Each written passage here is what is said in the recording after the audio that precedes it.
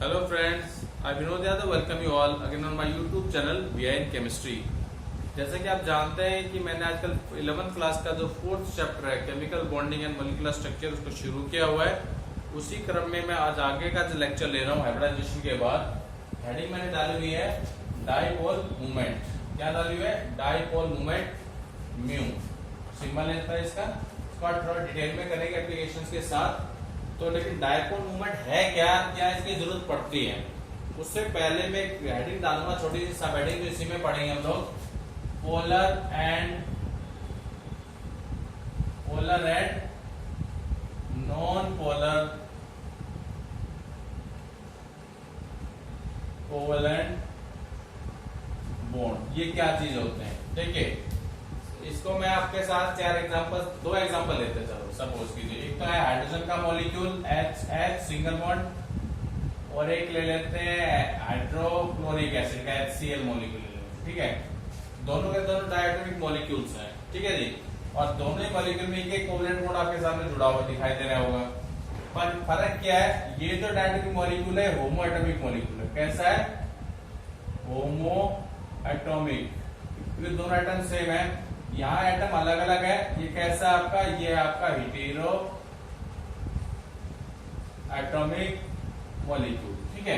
अब होमो एटॉमिक जो मॉलिक्यूल होता है जिसमें कोवेलेंट बॉन्ड होता है, उस कोवेलेंट बॉन्ड के दोनों इलेक्ट्रॉन दोनों एटम्स के बीच में रहते हैं, क्योंकि दोनों एटम्स की जो इलेक्ट्रोनेगेटिविटी है वो सेम है। तो इलेक्ट्रॉन पेयर ना इसके पास जाता है ना उसके पास जाता है, दोनों के बीच में रहता है। तो यहाँ पे कोई किसी तरह का चार्ज क्रिएट नहीं होता किसी एटम के ऊपर, ठीक है। इस वाले केस में क्या देख रहे हैं आप? इस वाले केस में हम देख रहे हैं कि जो क्लोरीन होता है, आप थर्ड चैप्टर से आप जानते हैं क्लोरीन की जो इलेक्ट्रोनेगेटिविटी होती है वो हाइड्रोजन के मुकाबले ज्यादा होती है, जिसकी वजह से क्लोरीन क्या करता है, जो बॉन्ड पेयर के जो इलेक्ट्रॉन है थोड़ा सा अपने पास खिसका लेता है। जब बॉन्ड पेयर के इलेक्ट्रॉन इसके पास जाएंगे तो उससे क्या होगा? क्लोरीन के ऊपर आएगा पार्शियल नेगेटिव चार्ज और इस पर आया पार्शियल पॉजिटिव चार्ज। तो आप क्या देख रहे हैं? दो अलग अलग मैग्नीट्यूड के चार्ज क्रिएट हो गए, प्लस और माइनस, मतलब दो पोल क्रिएट हो गए। तो देखो दो पोल का मतलब डाइपोल क्रिएट हो गया। क्या क्रिएट हो गया? डाइपोल क्रिएट हो गया। तो देखिए इस चीज की जरूरत कहां पड़ी? डाइपोल मूवमेंट की। ये एक ऐसी प्रॉपर्टी है जिसकी मदद से हम लोग क्या चेक करते हैं? हम लोग ये चेक करते हैं कि जो पोलर कोवेलेंट बॉन्ड है उसके अंदर कितना परसेंट आयनिक कैरेक्टर है, ये हम कह सकते हैं। To calculate the percent ionic character. और दूसरी जो एप्लीकेशन आप डिस्कस करूंगा उसमें हम बताएंगे कि इसकी मदद से हमें पता चलता है कि गिवन मॉलिक्यूल्स के अंदर कौन सा आपका पोलर मॉलिक्यूल है, कौन सा नॉन पोलर मॉलिक्यूल है। अब इसकी जरूरत पड़ी क्यों वो देखें। अब देखो मैंने कहा कि प्लस माइनस चार्ज है तो इसी मदद से पहचान सकते हैं। पर यहाँ पे एक बड़ा सिंपल सा एक मॉलिक्यूल मैं शेयर करूंगा BF3। कौन सा मॉलिक्यूल शेयर करूंगा? BF3। तो BF3 का स्ट्रक्चर आप सब जानते हैं, ऐसा कुछ होता है। Now fluorine is more electronegative than boron, as everybody know. Minus minus minus और पार्शियल प्लस। तो प्लस माइनस तो यहाँ भी है, लेकिन एक्सपेरिमेंटली क्या देखा गया है? एक्सपेरिमेंटली ये देखा गया है, ये जो मॉलिक्यूल आपके सामने मैंने लिखा है BF3, ये कैसा है? ये आपका है नॉन पोलर। कैसा है? Non polar. तो इसकी जो मेन जरूरत पड़ी है, डाइपोल मूवमेंट की जो मेन जरूरत पड़ी है, वो उसकी मेन जरूरत इसी को डिस्टिंग्विश करने के लिए पड़ी है कि कौन सा मॉलिक्यूल कोवेलेंट मॉलिक्यूल पोलर है और कौन से वाला नॉन पोलर है। क्योंकि अकेले चार्ज की मदद से हम नहीं बता सकते हैं कि फलाना मॉलिक्यूल पोलर है, फलाना मॉलिक्यूल नॉन पोलर है। तो इनको प्रॉपर्ली डिस्टिंग्विश करने के लिए ही इस प्रॉपर्टी की जरूरत हमें पड़ी है। इसको मैं थोड़ा डिटेल में आपको पढ़ाने वाला हूँ, ठीक है जी, समझ गए। तो देखिए होता क्या है, ये है क्या? ये प्रोडक्ट का आंसर है। प्रोडक्ट माने मल्टीप्लिकेशन का आंसर है। तो मल्टीप्लिकेशन किस किस की है उसको भी समझने के एग्जांपल ले लेते हैं। मान लो मेरे पास एक पोलर मॉलिक्यूल है AB और मैं सपोज करके चल रहा हूं कि B ज्यादा इलेक्ट्रोनेगेटिव है, A कम इलेक्ट्रोनेगेटिव है। तो यहाँ पे पार्शियल नेगेटिव और यहाँ पे पार्शियल पॉजिटिव। तो ऐसे मॉलिक्यूल में इन दो एटम्स का जो डिस्टेंस होता है वो, और ये जो दो एटम पे जो चार्ज है इस चार्ज का मैग्नीट्यूड सेम है, बस वैल्यू अलग अलग, एक का प्लस है एक का माइनस है। क्लियर होगी बात आपको? तो यहाँ पे मैं लिख सकता हूँ D इंटू इलेक्ट्रॉनिक चार्ज लिख सकते हैं यहाँ पे, ठीक है। मतलब एटम का जो चार्ज है, सी लिख लो, चलो चार्ज, तो ये होता है म्यू इंटू डी इंटू सी, म्यू इंटू डी इंटू सी कह लो, या सीधा क्यू भी लिख लीजिए, क्यू से रहेगा, mu is equal to D into Q, this is the formula of dipole moment. और ज्यादा डेफिनेशन तो इसी से बन जाएगी, it is the product of magnitude of charge, किसी भी एटम का charge, and distance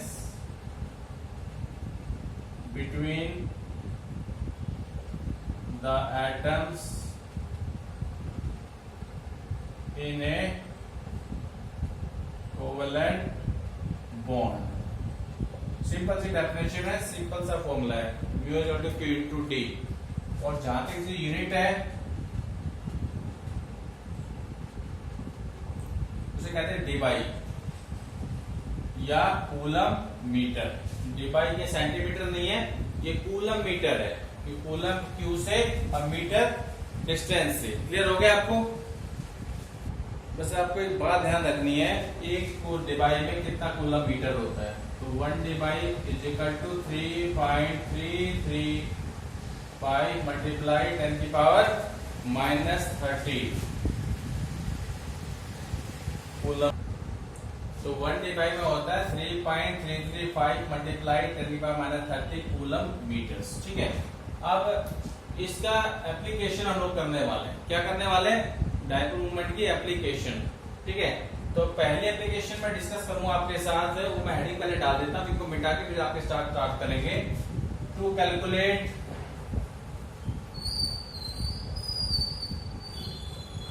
percentage of ionic character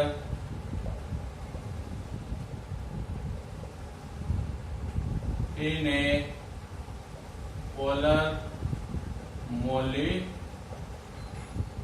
इसको पहले हम चेक करेंगे सारा कुछ। ठीक है जी, तो देखिए ये कैसे हम निकालते हैं परसेंट आयोनिक कैरेक्टर। फॉर्मूला ध्यान रखिएगा आप लोग, ये 11th क्लास में दे रखा है। इस फॉर्मूला में आपको दो वैल्यू चाहिए डायपोल मोमेंट की, एक तो एक्सपेरिमेंटल और दूसरी थ्योरेटिकल। ठीक है, तो ऊपर लिखोगे म्यू एक्सपेरिमेंटल, नीचे म्यू थ्योरेटिकल लिख लो या म्यू आयोनिक लिख लीजिए, इनटू 100। म्यू आयोनिक क्यों लिख रहा हूं? मैं ये मान के चल रहा हूं कि जो ए बी मॉलिक्यूल है वो कंप्लीटली आयनाइज होने वाला है और कंप्लीटली फुली आयनिक टाइप कंपाउंड है। ठीक है, तो देखिए का फॉर्मूला हो गया। अब एक सवाल मैं आपको समझा देता हूँ। क्या समझा रहा हूँ? एक न्यूमेरिकल मैं आपको समझा देता हूँ, उसकी मदद से आप इसको आराम से फिर कर पाएंगे। देखिए, सपोज कीजिए is giving a numerical if HF bond length is 0.92 angstrom and experimental value of mu is equal to 0.64 multiply 10 की power -29 coulomb metre. Calculate percent ionic character in HF। Simple सा सवाल है, फॉर्मूला मैंने आपको पहले ही बता दिया। ठीक है, एक्सपेरिमेंटल वैल्यू तो आपको शायद दे रखी है, ये जो एज इट इज यहाँ पुट कर दी है। पहले कैलकुलेट करेंगे म्यू आयोनिक, पहले क्या कैलकुलेट करेंगे? म्यू आयोनिक, वो क्या है आपका Q into D.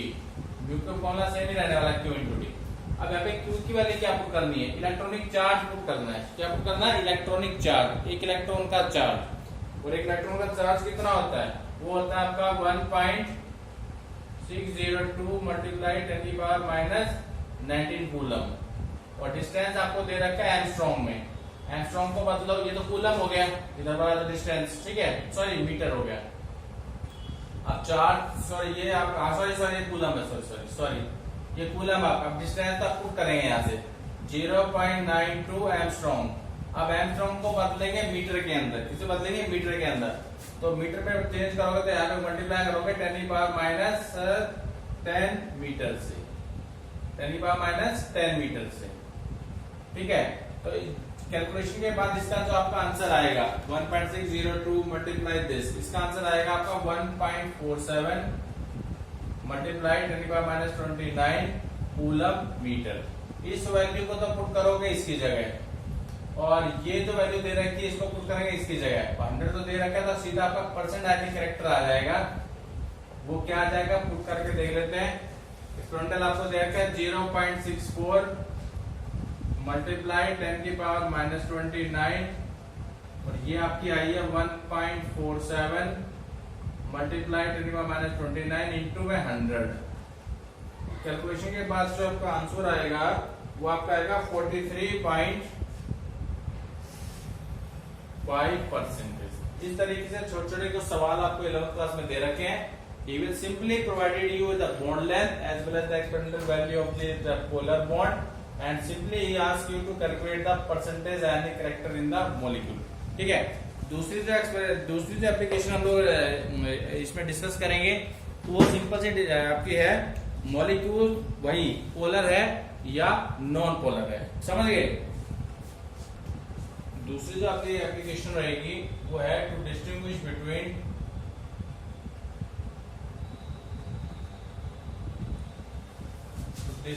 Between polar and non polar covalent molecules. इसमें अलग अलग टाइप के कुछ मॉलिक्यूल्स डिस्कस करेंगे हम लोग। ठीक है, जैसे मान लीजिए पहले टाइप का ये ए बी टाइप का ले लेते हैं। किस टाइप का ले रहा हूं मैं? ए बी टाइप के मॉलिक्यूल। अब देखो ए बी टाइप का होता है दो, या सिंपल है डायटोमिक लिख लेते हैं। क्या लिखते हैं? डायटोमिक।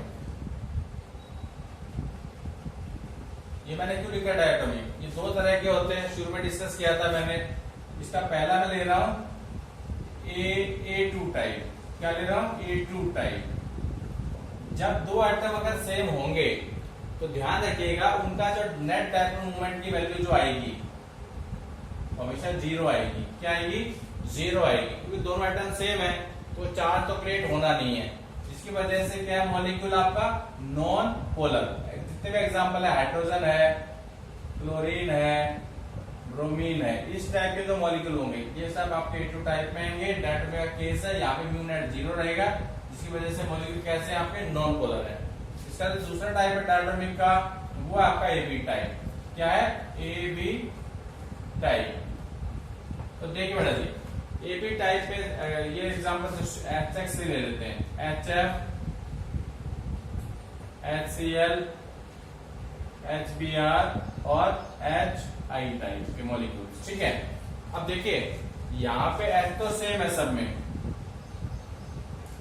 ये अलग अलग है, और हेलोजन्स हैं।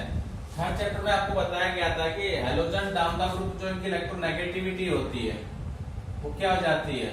Electronegativity decreases. क्या हो जाती है? डिक्रीजेस।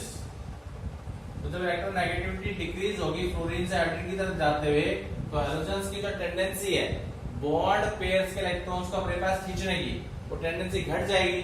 हालांकि चार्ज तो क्रिएट होगा plus minus plus minus plus minus plus minus, लेकिन आयोडीन का जो माइनस का चार्ज का जो मैग्नीट्यूड है फ्लोरीन के मुकाबले काफी कम होगा, काफी कम होगा। लेकिन ओवरऑल क्या है? ये सारे मॉलिक्यूल कैसे हैं? ये सारे के सारे आपके पोलर मॉलिक्यूल्स हैं।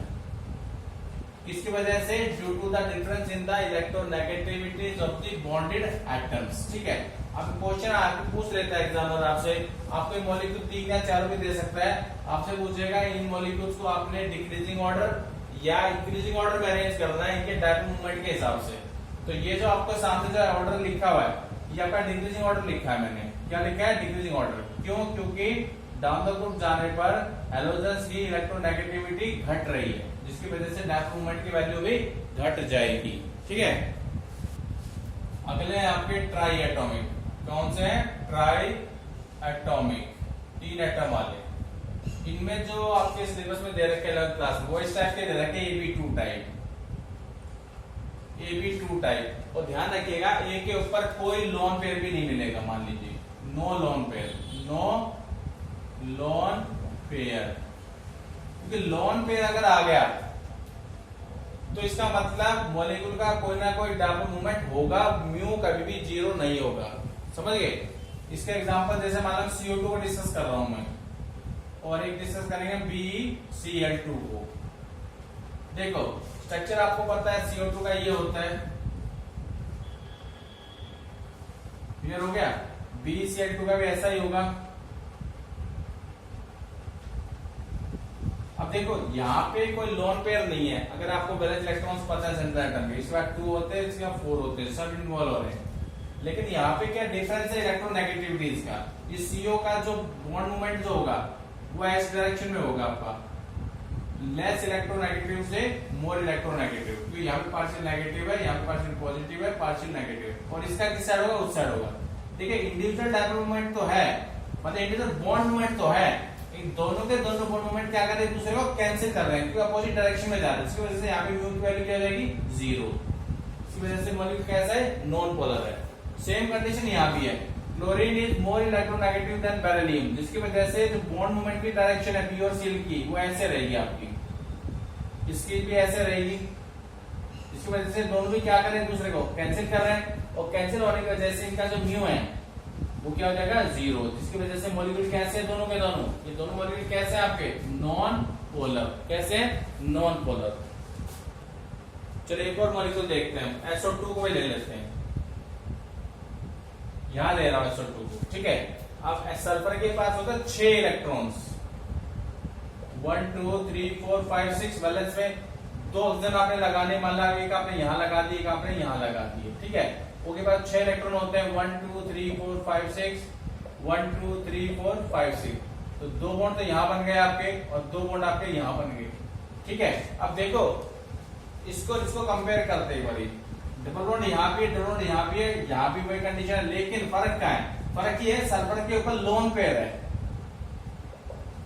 क्या है? सल्फर के लोन पेयर, ठीक है। जब भी किसी एटम के पास लोन पेयर होता है, ये एटम है मान लो कोई, ये लोन पेयर है इसके पास, तो इस केस में क्या हो जाता है? जो बॉन्ड मूवमेंट होता है वो एटम से लोन पेयर की तरफ मूव करता है, ऐसे इस टाइप से हम शो करते हैं इसको, ठीक है। तो ठीक है, ये दोनों तो कैंसिल कर रहे हैं बॉन्ड मूवमेंट्स आपके, लेकिन ये क्या कर रहा है? कैंसिल नहीं कर रहा है। इसकी वजह से इस मॉलिक्यूल का कोई ना कोई बॉन्ड मूवमेंट होगा, और इस मॉलिक्यूल का जो बॉन्ड मूवमेंट है नेट वो 0 नहीं होगा। ये क्वेश्चन आ सकता है ऑब्जेक्टिव में 3, और एक चौथा कोई दे सकता है, आपसे पूछेगा भाई आइडेंटिफाई ए पोलर मॉलिक्यूल, उस केस में आप SO2 को टिक करके आएंगे। किसको टिक करके आएंगे? SO2 को टिक करके आएंगे। अगला मैं ले रहा हूं टेट्रा एटॉमिक मॉलिक्यूल, कौन से ले रहा हूं जी? टेट्रा एटॉमिक मॉलिक्यूल्स, मतलब 4 मॉलिक्यूल है, एक सेंट्रल एटम होगा, उसके सराउंडिंग में 3 एटम होंगे। जैसे मान लो मैं एग्जांपल लेता हूं BF3 का ले लेता हूं, और SO3 का ले लेता हूं, ठीक है। अब देखो इन दोनों के स्ट्रक्चर को थोड़ा ध्यान से देखिए आप। BF3 का स्ट्रक्चर भी ट्राइगोनल प्लेनर होगा आपका, शुरू में डिस्कस किया था मैंने। SO3 का भी ऐसा होता है, आपने पढ़ा होगा शायद, ठीक है। अब देखो ये जो बॉन्ड मूवमेंट्स हैं ये सब कैंसिल कर रहे हैं अपने आप, सब अपोजिट डायरेक्शन में जा रहे हैं। इसका भी ये कंडीशन है, जिसकी वजह से दोनों मॉलिक्यूल्स का जो नेट डायपोल मूवमेंट है वो क्या होने वाला है? 0, जिसकी वजह से दोनों मॉलिक्यूल क्या कहलाएंगे आपके? क्या कहलाएंगे? पोलर या non polar? They will called, जिसका म्यू नेट 0 आ गया, they will known as non polar. क्या कहलाएंगे? Non polar.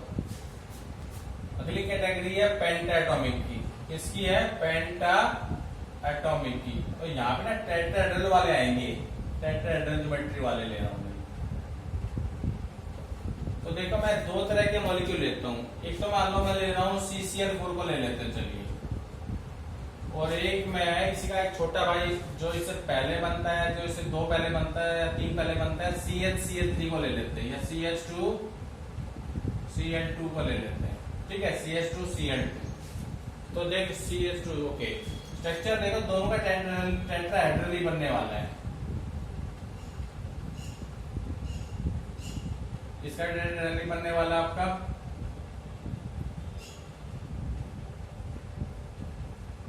ठीक है, लेकिन ये जो मॉलिक्यूल आपके सामने जो लिखा हुआ इसका जो म्यू आता है वो 0 आएगा आपका, यानी नॉन पोलर है ये। ध्यान रखिएगा, टेट्राहेड्रल ज्योमेट्री है, ट्राइगोनल बाइपिरामिडल ज्योमेट्री है, ऑक्टाहेड्रल ज्योमेट्री है, उन सबका आपका म्यू क्या आएगा, 0 आएगा। ठीक है, लेकिन टेट्राहेड्रल का केस है, केस क्या है, एटम सेम होने चाहिए, सराउंडिंग एटम सेम होने चाहिए, तब आपका म्यू 0 आएगा। लेकिन अगर आपका एक भी एटम अलग हो गया, जैसे दो एक जैसे, ऐसे केसेस में आपका जो म्यू है वो 0 नहीं होने वाला है। जो CH2Cl2 हो, जो CH3 हो, इस टाइप का कोई भी मॉलिक्यूल हो, फिर आपका जो है म्यू 0 नहीं होगा। समझ में आ गई होगी ये बात आपको। ठीक है, अगला जो मैं ले रहा हूं टेट्राहेड्रल था, अगला मैं ले रहा हूं, मान लो कि शेप है ट्राइगोनल बाइपिरामिडल और मॉलिक्यूल ले रहा हूं PCl5। स्ट्रक्चर अगर हम बनाते हैं तो कुछ ऐसा आएगा, आपको पता है।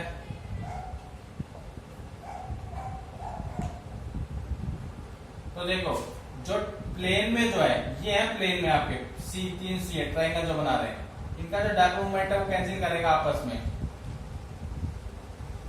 तो 0 हो गया इन तीन का, और इनका भी कैंसिल नहीं करेगा जो एक्सिस पे है।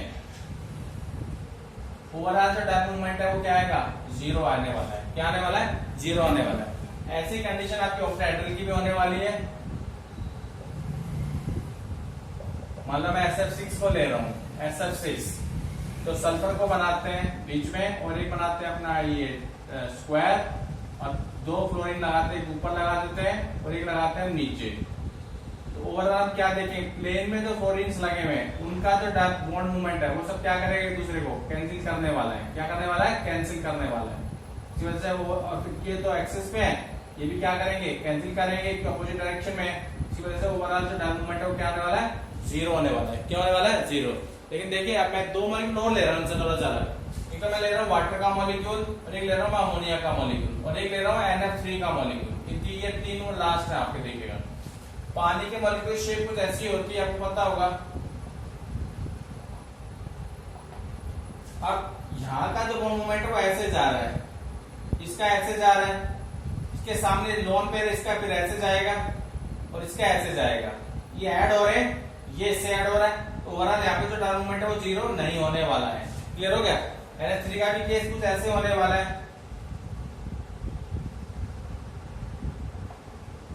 अब यहाँ पे जो बॉन्ड मूवमेंट वो ऐसा होने वाला है, तो N is more electronegative than H, और ओवरऑल तीनों ऐड होके फिर ये और खींच रहा अपने पास, तो ओवरऑल यहाँ पे जो डार्क मूवमेंट है वो भी 0 नहीं होने वाला है।